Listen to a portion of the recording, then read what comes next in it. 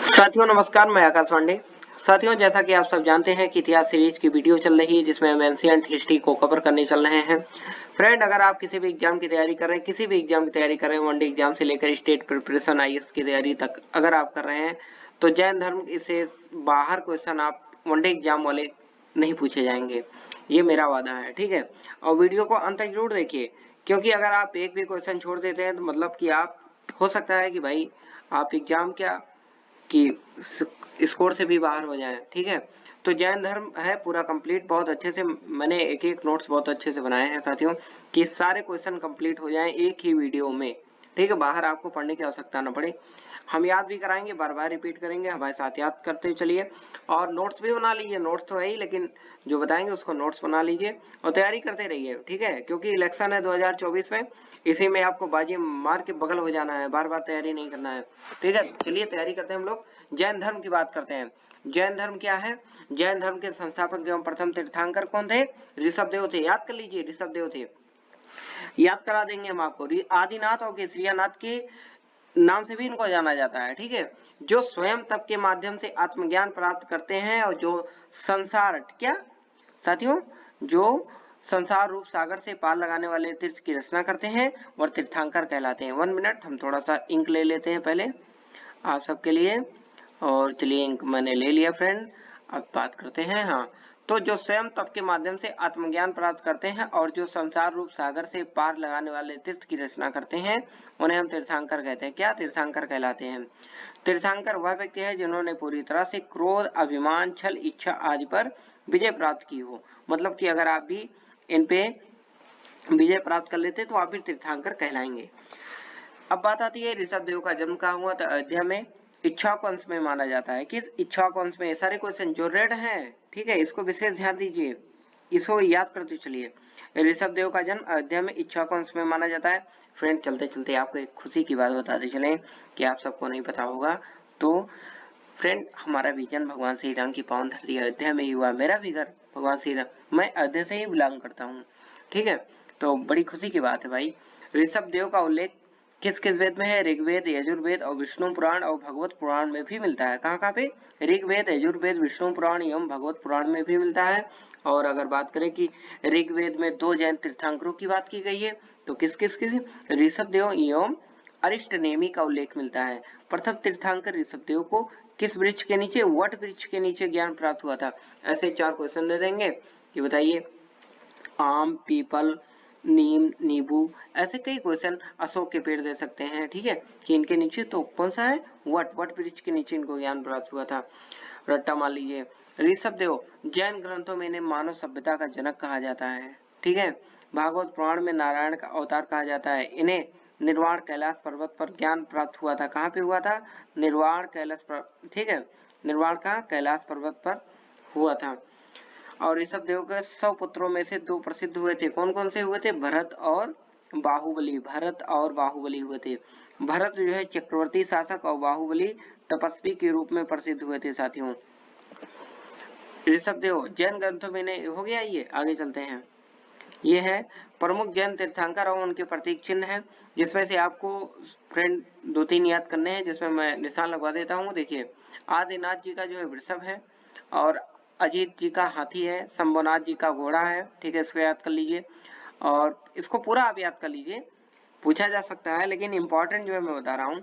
अभिनंदन जी का बंदर है, ठीक है, सुमति नाथ जी का जो है चकवा है, और पद्म प्रभु जी का जो है लाल कमल है। इसमें फिर आपको पूछा जाता है, इसमें विमल नाथ जी का जो है सूकर है। फिर नीचे मल्ली नाथ जी का कलश है, और नीचे आ जाइए, नेमी नाथ जी का शंख है। 23वां है पार्श्वनाथ जी का सर्प, और 24 महावीर स्वामी जी का सिंह। ये वेरी इंपॉर्टेंट, और आप पढ़ लीजिए पूरा। 23वें तीर्थंकर की अगर हम बात करें तो जैन धर्म के 23वें तीर्थंकर कौन थे? पार्श्वनाथ थे। उन्हें झारखंड के किस पर्वत? सम्मेद शिखर पर ज्ञान की प्राप्ति हुई थी फ्रेंड। सम्मेद शिखर पर ज्ञान की प्राप्ति हुई थी। ज्ञान प्राप्ति के बाद उन्होंने 4 नियम बताए, जिसे चतुरायण धर्म कहा गया है। क्या कहा गया? चतुरायण धर्म कहा गया है। पहला क्या है? हिंसा न करना, अहिंसा। दूसरा है सदा सत्य बोलना, सत्य। तीसरा है चोरी न करना, असत्य। चौथा है संपत्ति न रखना, ठीक है, अपरिग्रह। पार्श्वनाथ महावीर स्वामी से लगभग 250 वर्ष पहले हुए थे। ठीक है, जैन धर्म जैन दार्शनिक परंपरा वैदिक परंपरा की समकालीन एक आंदोलन माना जाता है। अब बात करते हैं भद्रबाहु। ठीक है, विशेष ध्यान दीजिए। भद्रबाहु के कल्पसूत्र से जैन धर्म के प्रारंभिक इतिहास की जानकारी मिलती है। कहां से? भद्रबाहु के कल्पसूत्र से। बार बार एग्जाम में कई बार पूछा गया, रिपीटेड क्वेश्चन है सब। जैन धर्म में अपने आध्यात्मिक विचारों को सांख्य दर्शन से ग्रहण, ये भी है, किस दर्शन से? सांख्य दर्शन से ग्रहण किया है। महावीर स्वामी जैन धर्म के 24वें एवं अंतिम तीर्थंकर महावीर स्वामी कौन हैं? 24वें और अंतिम तीर्थंकर महावीर स्वामी हैं, जिन्हें जैन धर्म का वास्तविक संस्थापक कहा जाता है। महावीर स्वामी का जन्म 540 ईसा पूर्व में कहा? कुंडग्राम वैशाली में हुआ था। कुंडग्राम वैशाली कहाँ है? बिहार में है। ठीक। पिता का क्या नाम था? सिद्धार्थ था। माता का नाम क्या था? त्रिशला है। पत्नी का क्या नाम है? यशोदा है। पुत्री का क्या नाम है? प्रियदर्शनी। भाई का नाम है नंदीवर्धन, बड़ा भाई है इनका। और दामाद का नाम जमाली था, जो इनका एक क्या बनता है आगे चलकर, आप लोग बताइए। महावीर स्वामी जी के अनुयायी बनते हैं। ठीक है। महावीर स्वामी जी के पिता कुंडग्राम के ज्ञात्रिक वंश के राजा थे। किस वंश के? ज्ञात्रिक वंश के राजा थे। महावीर स्वामी जी के बचपन का क्या नाम था? वर्धमान था फ्रेंड। आध्यात्मिक जीवन, महावीर स्वामी ने 30 वर्ष की उम्र में माता पिता की मृत्यु के पश्चात अपने भाई की नंदीवर्धन, क्या नाम था इनका? नंदीवर्धन से अनुमति लेकर संन्यास जीवन को स्वीकारा था। और 12 वर्ष के कठिन तपस्या के बाद महावीर स्वामी जी को किस नदी किनारे, वेरी वेरी इंपॉर्टेंट, बार बार पूछता है भाई, त्रिजपालिका नदी के तट पर साल वृक्ष के नीचे, किस वृक्ष के नीचे? साल वृक्ष के नीचे तपस्या करते हुए ज्ञान की प्राप्ति हुई। और ज्ञान प्राप्ति को क्या कहा जाता है? केवल्य कहा जाता है। इसी समय से महावीर अर्थ पूज्य को निर्ग्रंथ और बंधनहीन जिन और विजेता कहलाए। ठीक है, जिन जो होता है उन्हें विजेता कहते हैं। महावीर स्वामी जी ने अपने उपदेश किस भाषा में दिए? Very important question. प्राकृत भाषा में दिए उन्होंने। पहला उपदेश राजगीर में दिया और अंतिम उपदेश कहाँ दिया? पावापुरी में। ये वेरी इंपॉर्टेंट है, याद कर लीजिए। अब पहला उपदेश किस प्राकृत भाषा में दिया? ठीक है, किस भाषा में दिया? प्राकृत भाषा में दिया। उन्होंने पहला उपदेश कहाँ दिया? तो राजगीर में दिया। अंतिम उपदेश कहाँ दिया? पावापुरी में दिया। महावीर स्वामी का प्रथम भिक्षु उनका दामाद जमाली ही बना। ठीक है, प्रथम जैन भिक्षुणी नरेश दधिवाहन की पुत्री कौन थी? चंपा थी। ठीक है। जैन धर्म ज्ञान प्राप्ति के बाद महावीर स्वामी जी ने कुल 5 नियम बताए हैं, जिसे पंचायन धर्म कहा गया है। ठीक है, पंचायन धर्म कहा गया। पांचों देखिए, हिंसा न करना, हिंसा, सदा सत्य बोलना, सत्य, चोरी न करना, सत्य, संपत्ति न रखना, अपरिग्रह, और पांचवा है ब्रह्मचर्य, अड़ुअत गृहस्थ आम आदमी। ठीक है साथियों, और महाव्रत कहते हैं मुनि को। अब बात करते हैं त्रिरत्न। महावीर स्वामी ने त्रिरत्न दिए हैं। इनका क्या है? सम्यक दर्शन, सम्यक ज्ञान और सम्यक आचरण। जैन धर्म में ईश्वर की मान्यता नहीं है, बल्कि आत्मा की मान्यता है। Very important. क्या? जैन धर्म जो है यह कहता है कि हम ईश्वर को नहीं मानते हैं कि ईश्वर है या नहीं है। मूर्ति पूजा का और कर्मकांड का विरोध करता है, लेकिन ये कहते हैं कि आत्मा की मान्यता है हमारे, हम मानते हैं कोई आत्मा होती है। ठीक है, इसीलिए महावीर स्वामी ने मूर्ति पूजा और कर्मकांड का विरोध किया। महावीर स्वामी ने पुनर्जन्म को माना और पुनर्जन्म को सबसे बड़ा कारण किसको? आत्मा को बताया है। ज्ञान के प्रकार की बात करें तो मति, इंद्रिय जनित ज्ञान पशुओं को भी होता है। श्रुति मीस होता है सुनकर होने वाला ज्ञान, अवधि मीस होता है दूर देश का ज्ञान, और ज्ञान प्रेय किसी के मन की बात जान लेना। केवल मीस होता है अंतिम एवं संपूर्ण ज्ञान, या केवल तीर्थंकरों को होता है। और अगर बात करें जीव की तो चेतन तत्व और आत्मा को ही जीव कहते हैं। और पुद्गल, जैन दर्शन में जड़ तत्व को पुद्गल कहा गया है। वेरी वेरी इंपॉर्टेंट ये जो शब्दावलियां हैं फ्रेंड, आप अगर बड़े एग्जाम की तैयारी करते हैं तो ये डायरेक्ट आपके एग्जाम में पूछे जा सकते हैं। वनडे एग्जाम भी टफ होता जा रहा है, उसमें भी ये सारे क्वेश्चन पूछे जा सकते हैं, संभावना पूरी बनी रहती है। तो इसको आप नोट्स बना करके बार बार लिख करके याद जरूर कीजिए। ठीक है, बंधन, जब कर्म पुद्गल जीव से चिपक जाते हैं तो जीव बंधन में पड़ जाता है। आसन, कर्म पुद्गलों का जीव की तरफ होने वाला प्रवाह ही आसन कहलाता है। और संबर, जीव की तरफ होने वाले कर्म पुद्गलों के प्रवाह का रुक जाना क्या कहलाता है? संवर कहलाता है। और ज्ञान के प्रकार निर्जरा जीव से चिपके हुए कर्म पुद्गलों का पृथक होना झरना है। अब वन एग्जाम वाले बच्चे सोचेंगे क्या मतलब क्या पढ़ रहे हैं, ठीक है, लेकिन ये वेरी इंपॉर्टेंट है, इसको भी पढ़ते चलिए। अगर थोड़ी कहानियों को आप नहीं पढ़ेंगे तो आपको पूरा समझ में नहीं आएगा। मोक्ष और मुक्ति, जब अंतिम कर्म पुद्गल जीव से झड़ जाता है या पृथक हो जाता है तो उसे मोक्ष कहते हैं। अब पुद्गल जीव से मतलब जानते हैं, यहाँ शरीर की बात की गई है फ्रेंड। जब व्यक्ति के शरीर से आत्मा निष्कासित हो जाती है, निकल जाती है, ठीक है, तो उसको मुक्ति मिल जाती है। उसी को जैन धर्म में पुद्गल जीव से झड़ जाता है, जैसे शब्द का चयन किया गया है। जब पृथक हो जाता है तो उसे मोक्ष कहते हैं। जीव सिद्ध, ठीक है, सिद्ध शिला पर विश्राम करता है। इस किसका मानना है? जैन धर्म का मानना है। अनेकतावाद, यह जैन दर्शन का तत्व मीमांसीय सिद्धांत है। ये कई बार पूछा है कि सिद्धांत तत्व मीमांसीय सिद्धांत है। इस जगत में अनेक वस्तु हैं एवं प्रत्येक वस्तु में अनेक गुण हैं। इनमें से कुछ गुण नित्य होते हैं एवं कुछ गुण परिवर्तनशील होते हैं। अब बात करते हैं सयादवाद। यह जैन दर्शन का ज्ञान मीमांसीय सिद्धांत है। जैन दर्शन के अनुसार इस जगत में अनेक वस्तुएं हैं एवं प्रत्येक वस्तु में अनेक गुण हैं। हमारी बुद्धि ना तो जगत की सभी वस्तुओं को पहचान सकती है एवं ना ही एक वस्तु के सभी गुणों को पहचान सकती है। यह बुद्धि की सापेक्षता का सिद्धांत है। किसका? सापेक्षता का सिद्धांत है। अब आप मुझको कमेंट बॉक्स में भी बताएंगे कि सापेक्षता का सिद्धांत किसने दिया था। हमारा ज्ञान सदैव देश काल परिस्थितियों का सापेक्ष होता है। जैन दर्शन में इसे 7 जन्मांध के उदाहरण द्वारा समझाया गया है। किसमें? जैन धर्म में। जैन धर्म की बात करें तो इसमें संगीतियों, ये वेरी इंपॉर्टेंट फ्रेंड, इसको जरूर याद कर लीजिए। जैन संगीतियां, 2 जैन संगीतियां हुई थी। प्रथम जैन संगीति कहाँ हुई थी? 300 ईसा पूर्व में पाटलिपुत्र नामक स्थान पर हुई थी। इसके अध्यक्ष कौन थे? स्थूलभद्र थे। उस समय चंद्रगुप्त मौर्य का शासन काल था। ठीक है, किसका शासन काल? चंद्रगुप्त मौर्य का। द्वितीय संगीति क्या थी? 6ठी शताब्दी में वल्लभी गुजरात, ठीक है, वल्लभी गुजरात में हुई थी। इसके कौन थे? देवश्री, ठीक है, क्षमा श्रमण की अध्यक्षता में हुई थी।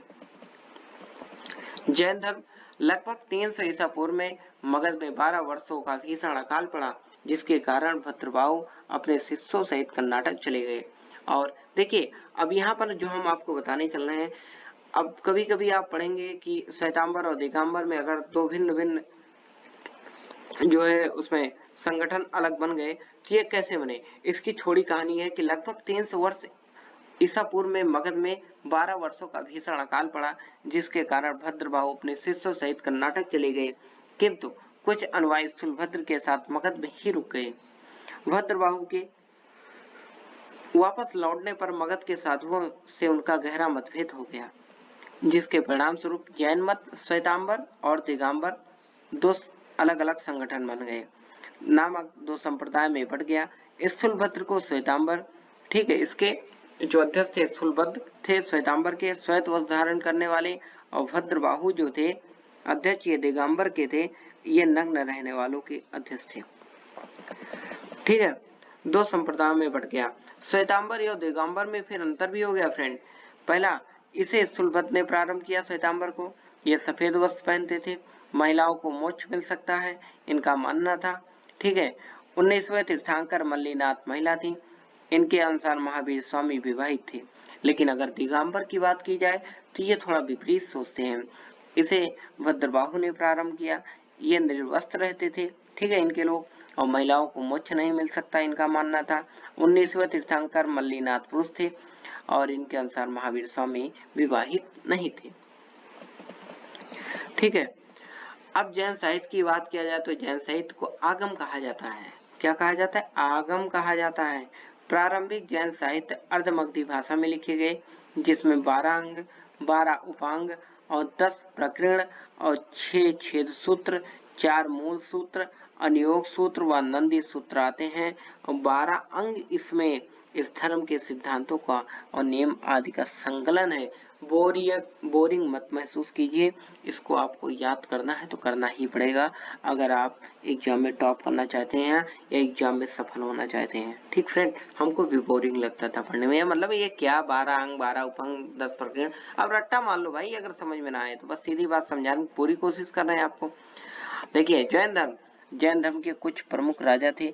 उदयन, वेरी इंपॉर्टेंट, उदयन, वंद राजा, चंद्रगुप्त मौर्य, कलिंग नरेश खारवेल, राष्ट्रकूट राजा अमोघवर्ष और चंदेल शासक, ये सब जैन धर्म के अनुयायी थे। ठीक है।